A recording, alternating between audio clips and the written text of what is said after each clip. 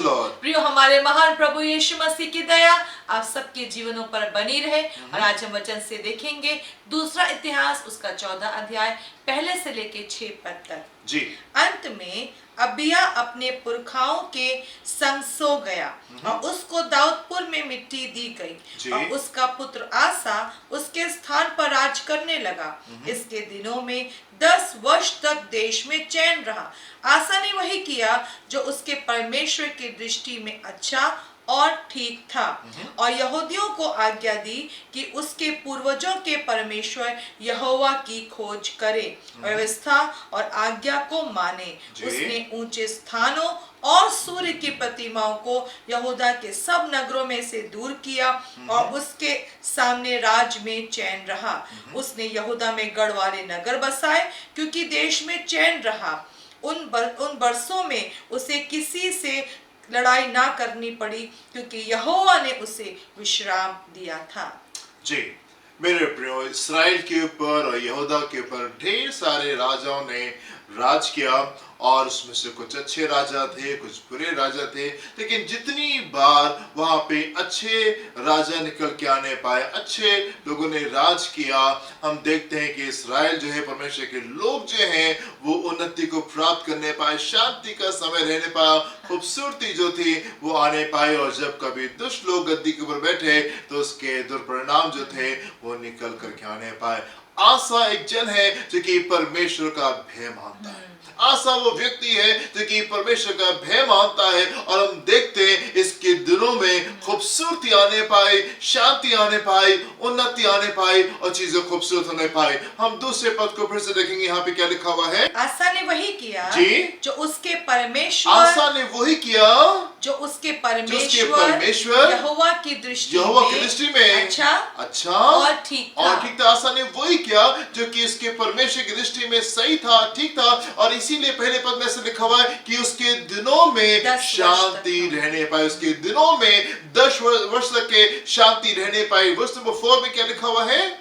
और यहूदियों को आज्ञा दी कि अपने पूर्वजों के परमेश्वर को आज्ञा दी कि अपने पूर्वजों के परमेश्वर यहोवा की खोज करें। उसने इस बात की आज्ञा निकाली कि यस, हम लोग परमेश्वर की आज्ञाओं को मानेंगे, परमेश्वर के पीछे चलेंगे। एंड देन वर्स नंबर 6 में आपने क्या लिखा हुआ इसमें? उसने यहूदा में गढ़ वाले नगर बसाए क्योंकि देश में चैन रहा।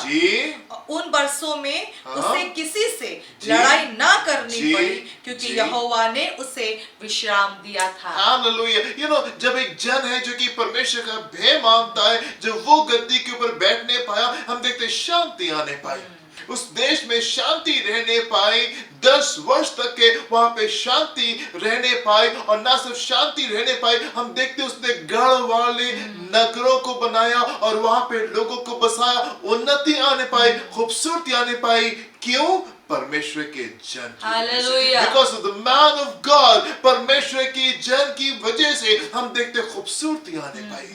जब लोग परमेश्वर के भय को मानते हैं तो सिर्फ उनका जीवन ही आशीषित नहीं होता, उन्हीं के जीवन में सिर्फ आशीष नहीं आती, पर ये आशीष आगे जाती है। आशीष आगे जाती है और लोगों को प्रभावित करती है। मेरे प्रियो, मैं आपको उत्साहित करना चाहता हूँ कि विश्वासी जीवन जो होता है ये प्रभावशाली जीवन होता है, प्रभाव को डालता है। आपका जीवन सिर्फ आप ही को आशीष नहीं देगा, आपकी भक्ति, परमेश्वर के पीछे चलना, परमेश्वर के भय को मानना, परमेश्वर की आज्ञा को मानना सिर्फ आप ही को आशीष नहीं देगा, आपका परिवार आशीषित होने पाएगा, आपकी कलीसिया आशीषित होने पाएगी, आपका शहर को आशीष मिलने पाएगी, आपके देश को आशीष मिलने पाएगी, अगर आप परमेश्वर के भय को मानेंगे और उसकी आज्ञाओं के अनुसार आप अपने जीवन को व्यतीत करेंगे। मसीह जीवन प्रभावशाली जीवन होता है। मसीह जीवन प्रभावशाली जीवन होता है। एक और राजा है जिसके समय में चीजें खूबसूरत होने पाई और हम उसके प्रभाव को देखेंगे। दूसरा इतिहास उसका पहला अध्याय उसके 15 पद को देखेंगे। यहाँ पे क्या लिखा हुआ है? यहाँ सुलेमान राजा के बारे में लिखा हुआ है। जी, राजा ने ऐसा किया कि यरूशलेम में सोने चांदी का मूल्य बहुत तायत के कारण पत्थरों का सा और देवदारों का मूल्य नीचे के देश के गूलरों का सा बना दिया। हो गया। क्योंकि सुलेमान राज कर रहा था, क्योंकि सुलेमान राज कर रहा था, वो जन जो कि परमेश्वर के भय को मानता था, हालेलुया। परमेश्वर की आज्ञाओं के अनुसार अपने जीवन को व्यतीत कर रहा था। उसकी वजह से क्या हुआ? सुलेमान की वजह से क्या हुआ? उसकी वजह से प्रभाव आने पाया। और कैसे प्रभाव आने पाया कि इस्राएल में क्या हुआ? सोने और चांदी का मूल्य इतना गिर गया मानो पत्थरों का सा। सोना और चांदी इतना बहुतायत के साथ में था, उसका मूल्य इतना कम हो गया मानो पत्थरों का सा। और देवदारों का मूल्य जो था वो गूलरों जैसा हो गया। सो ब्यूटीफुल, कितना खूबसूरत है मेरे प्रिय। परमेश्वर जो आपको जीवन देना चाहते हैं वो बहुत ऊंचाई का जीवन है, वो बहुत ऊंचाई का जीवन है, आशीष से भरा हुआ जीवन, और एक ऐसा जीवन जो कि लोगों के जीवनों को छूता है और प्रभाव पहुंचाता है, उनके जीवन को आशीष मिलती है। Because of the man of God, परमेश्वर के जन की वजह से ढेर सारे लोग जिसके आसपास में होते वो आशीष को प्राप्त करने पाते और छुटकारे को प्राप्त करने पाते और आनंद को प्राप्त करने पाते। मैं आपको उत्साहित करूंगा मेरे प्रभु, परमेश्वर की इच्छा के अनुसार आप चले, जैसे आसा ने किया, जैसे आसा ने किया, उसने परमेश्वर की इच्छा को खोजा। जैसे सुलेमान ने किया, उन्होंने परमेश्वर की इच्छा को खोजा और वो किया जो सही था, वो किया जो परमेश्वर की दृष्टि में सही था और अच्छा था और भला था। और हम देखते उनके जीवन के द्वारा,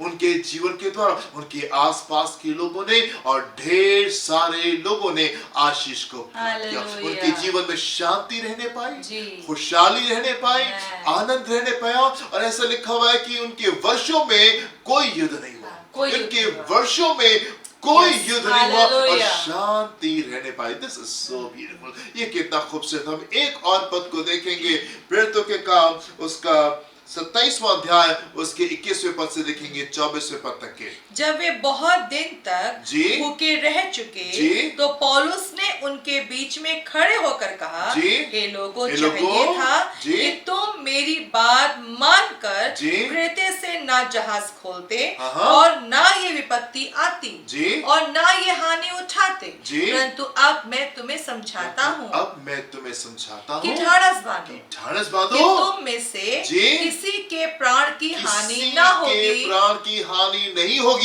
केवल जहाज की। क्योंकि परमेश्वर जिसका मैं हूँ और जिसकी सेवा करता हूँ, उसके स्वर्गदूत ने आज रात मेरे पास आकर कहा, स्वर्गदूत ने परमेश्वर की बातों को मुझ तक पहुंचाया और उसने ये कहा है, हे पौलुस, मत डर, तुझे कैसर के सामने खड़ा होना अवश्य है। देख, परमेश्वर ने सबको जो तेरे साथ यात्रा करते हैं तुझे दिया है। परमेश्वर ने सबको जो तेरे साथ यात्रा करते हैं तुझे दिया है। इसलिए हे सज्जनों, ढाढ़स बांधो, क्योंकि मैं परमेश्वर का विश्वास करता हूँ कि जैसा मुझसे कहा गया है वैसा ही होगा। नाव इस नाव से लोग जा रहे हैं और नाव टूटने पे है, नाव डूबने पे है, बहुत बड़ी विपत्ति सामने दिखाई दे रही है। परमेश्वर का स्वर्गदूत जो है वो पौलुस के पास में आता है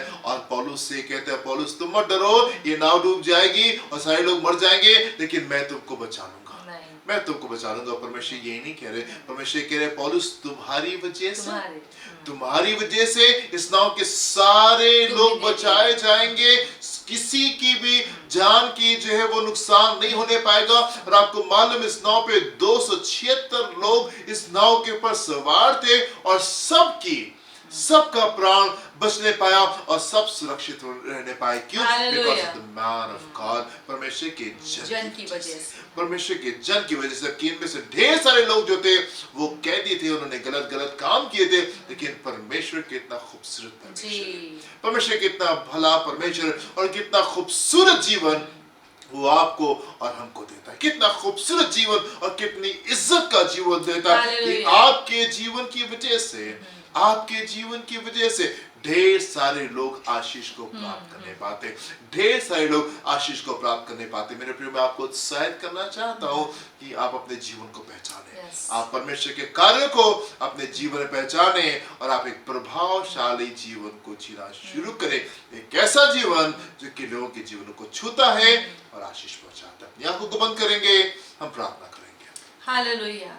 धन्यवाद करते हैं पिता परमेश्वर, जबकि आपने जगत की ज्योति बनने के लिए हमें बुलाया है। प्रभु, हम प्रार्थना करना चाहते हैं, हम सबकी मदद करें कि हम इस ज्योति के प्रकाश को, इस ज्योति को हम कम होने के लिए अपने जीवन को ना देखें, परंतु प्रभु हम इसके द्वारा और ज्योति को, प्रकाश को फैलाने वाले लोग होने पाए। जबकि आपने हमको इस अंधियारे में उजाले के रूप में रखा है प्रभु जी। ओह पिता परमेश्वर, मेरे सारे प्रियों की मदद करें कि इस अनुग्रह को, इस जिम्मेदारी को हम अपने जीवन के द्वारा अच्छे से पूरा करने पाए। धन्यवाद करते हैं प्रभु, जबकि हमारे द्वारा बहुतों को बचा लेना चाहते हैं, इस जिम्मेदारी को पूरा करने के लिए और ज्योतिर्मय होने के लिए प्रभु सहायता करें। इस प्रार्थना को हम यीशु के नाम से मांगते हैं। Amen. Amen. Amen. प्रभु आपको आशीष दे। God bless you. जय मसीह। जय मसीह की।